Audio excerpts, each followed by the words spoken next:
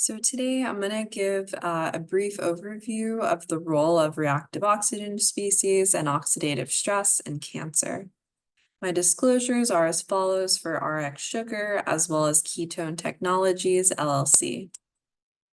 So just to state the learning objectives, we're going to go over various sources of oxidative stress, and I'll also give a brief overview of ROS signaling. I'm also going to highlight how ROS affect different stages of the tumorigenic cascade, including tumor initiation and progression, as well as I'll briefly touch on metastasis.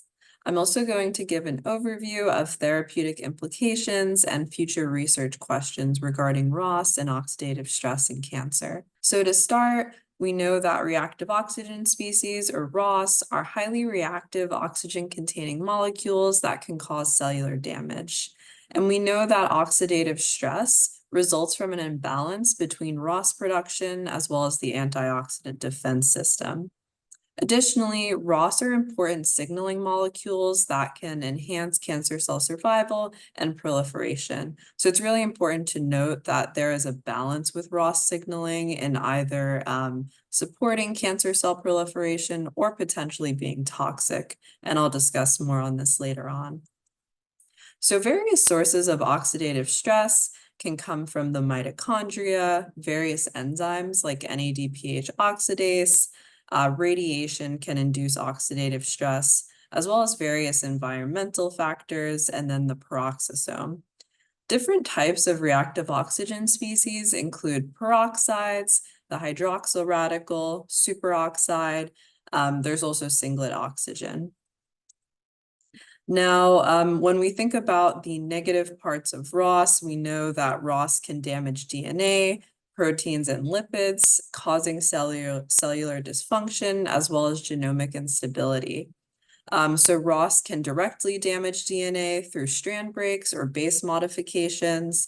ROS can also result in indirect DNA damage.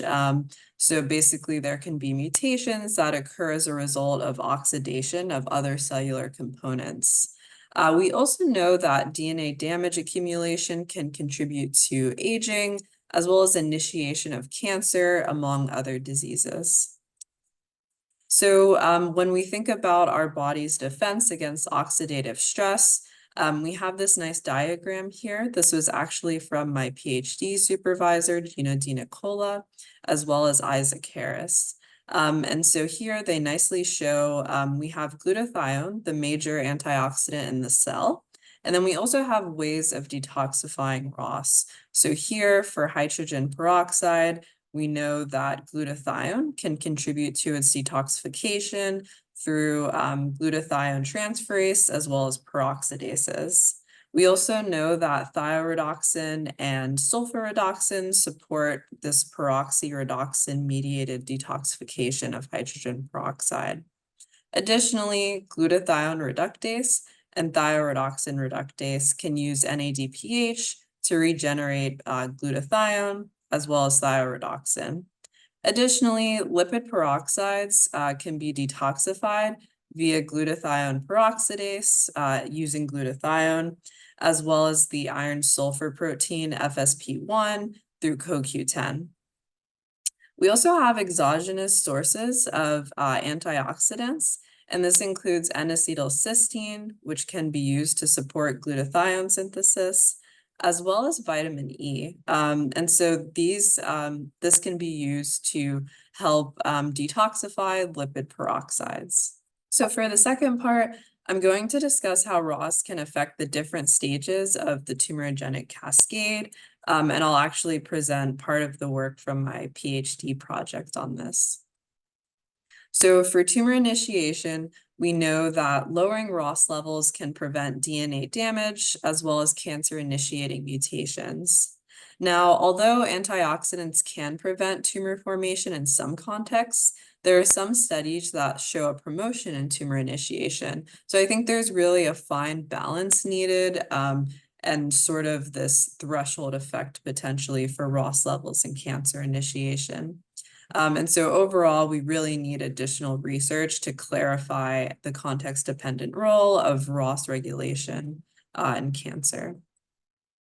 So for my PhD project, I studied the KEAP1 NRF2 pathway.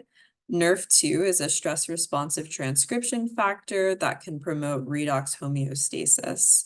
KEAP1 is a substrate adapter protein that facilitates degradation of NRF2, and this pathway is involved in detoxification of ROS. So here, during non-stress conditions, KEAP1 facilitates ubiquitin-mediated degradation of NRF2, leading to little to no transcription of antioxidant response element containing genes. However, under conditions of oxidative stress, KEAP1 mediated degradation of NRF2 is impaired, leading to NRF2 translocation to the nucleus and transcription of ARE containing NRF2 target genes that help to detoxify ROS. Additionally, in cancer, the KEAP1 NRF2 pathway can be mutated. So in non-small cell lung cancer, for example, we see up to a third of patients roughly have mutations in this pathway.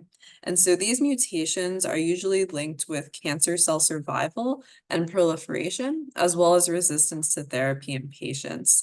And so with these mutations, we have high transcription of NRF2 target genes that are involved in protecting against oxidative stress. And by lowering ROS levels, these can confer resistance to therapies that would induce ROS. And so I'll touch more on that later on.